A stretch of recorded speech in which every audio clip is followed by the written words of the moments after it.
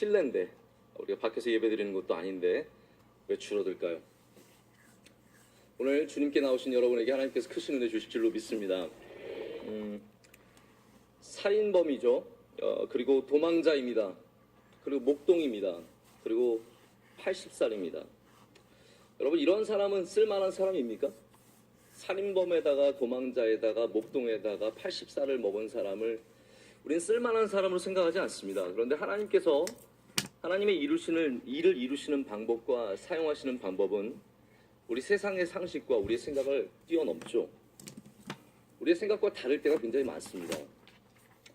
우리의 갖고 있는 상식과 상상을 뛰어넘는다는 부분에 있어서는 어쩌면 하나님께서 굉장히 일관적인 모습을 성경 가운데 보여주십니다.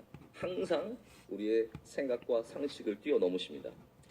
바로 모세가 그런 사람이라는 것이죠. 요셉 때, 그러니까 430년 모세가 80살 먹어서 이스라엘 민족을 애굽으로부터 탈출시키는 그때 430년 전에 요셉으로 인해서 모든 이스라엘 백성들이 기근을 피해 애굽으로 이주해 왔습니다. 이집트로 간 것이죠. 거기서 이 애굽 사람들 사이에서 히브리 사람들이 굉장히 번성하게 되었습니다.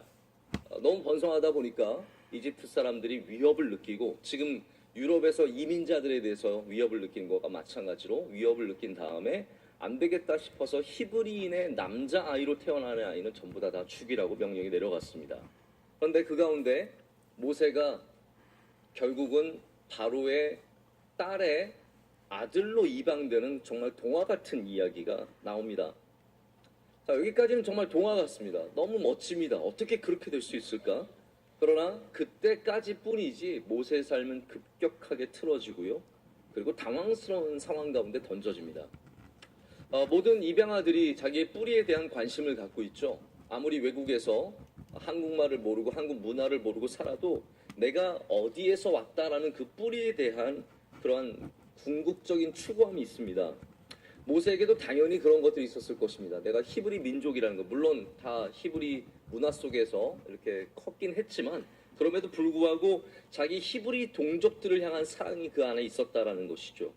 그래서 애굽 사람이 자기 히브리 동족을 괴롭힐 때 가서 정의감에 분노가 생겨서 그 애굽 사람을 쳐서 죽였습니다.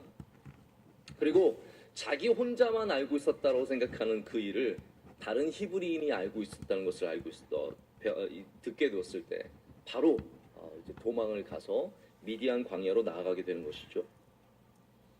만약 하나님께서 모세를 정말로 이러한 역할로 사용하기를 원하셨다면, 제가 만약 하나님이었다면, 제가 하나님이 아닌 게 얼마나 감사한지 모릅니다. 제가 만약 하나님이었다면 저는 모세를 다른 방법으로 사용했을 것 같습니다. 그 조상 요셉처럼 높은 자리에 앉힌 다음에 훌륭하고 똑똑하고 권력이 있게 능력 있게 키워서 그런 모세를 통해서 하나님께서 출애굽을 시키면 얼마나 쉽고 좋겠습니까?